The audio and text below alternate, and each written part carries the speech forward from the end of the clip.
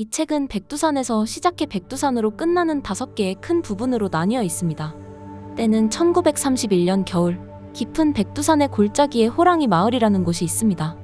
이 조그만 곳에 황포수와 그의 12살 아들 용이가 백호를 잡으러 오면서 이야기가 시작됩니다. 용이의 엄마와 여동생은 백호에게 물려갔기 때문에 복수하러 온 것입니다. 그런데 중간마다 일본군 가주오 마츠에다가 자신의 어머니에게 보내는 편지가 소설의 긴장감을 끌어올려줍니다. 개연성 없이 난데없이 튀어나오는 그의 편지는 조선인을 비하하는 태도를 취해 무언가 불길한 일이 일어날 것을 예고하죠. 하지만 이런 일본인도 어머니에게 보내는 편지마다 자신의 경험에 따라 세계관이 점차 변하는 것을 볼 수 있습니다. 아이들을 입양한 차인표답게 소설에는 마을에서 소외된 아이인 훌쩍이와 엄마를 여인 촌장의 손녀딸 순이가 나옵니다. 순이는 모든 일을 위해 기도하는 아름다운 마음씨를 가진 소녀입니다. 이렇게 용이, 훌쩍이 그리고 순이는 모두 12살로 이들은 금방 친한 친구가 됩니다. 그래서 황포수와 용이가 호랑이를 잡으러 가며 헤어질 때 서로 애틋하게 이별했죠. 이윽고 봄이 되자 황포수와 용이가 돌아왔습니다. 마을 사람들은 그들이 오랜 시간 시달려온 사나운 호랑이 6마리를 잡아오자 깜짝 놀라며 잔치를 벌였지요.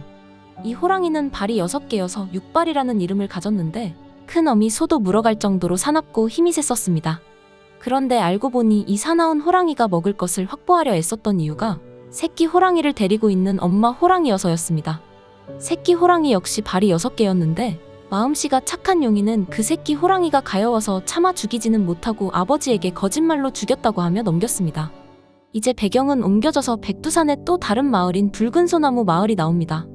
이 마을은 호랑이 마을보다 큰 곳으로 일본인 사냥꾼들이 사냥개와 함께 방문하는 곳입니다. 마을 사람들이 시달리던 6마리를 잡았지만 황포수는 자신의 아내와 딸을 잡아간 백호를 복수하기 위해 붉은 소나무 마을에 혼자 갔습니다. 그러면서 이야기의 전개 속도는 빨라집니다. 이 책의 중심 테마는 위안부 강제 동원, 엄마별, 입양아와 처지가 비슷한 아이들 그리고 용서입니다. 특히 일본군 가주오 마츠에다와 그의 동료들이 조선에서 고생하며 조선인들을 만나면서 변화한 인간적인 면모를 볼 수 있지요.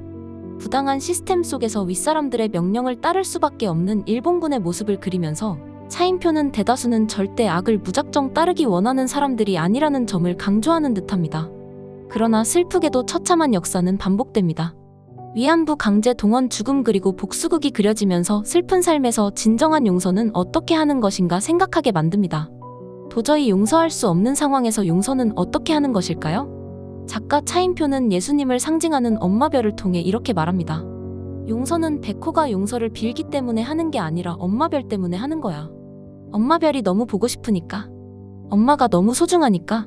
복수의 대상인 백호를 과연 용서할 수 있을까 고민하는 용이에게 마음씨 착한 순이가 엄마별이라는 중심 주제를 가지고 설명합니다. 상대가 용서를 구하지 않아도 예수님 때문에 우리가 용서할 수 있다는 귀한 생각을 담고 있지요. 이 책은 청소년뿐만 아니라 성인들도 읽으면서 인생의 중요한 가치들을 깊이 생각하게 만듭니다. 언젠가 우리가 같은 별을 바라본다면은 우리가 예수님을 바라볼 때 엄마별 안에서 비로소 진정한 안식을 취할 수 있다는 메시지를 전합니다. 가슴이 먹먹해지지만 따스해지는 차인표 작가의 책 분노의 양치질보다 더 강렬한 그의 글을 만나보세요.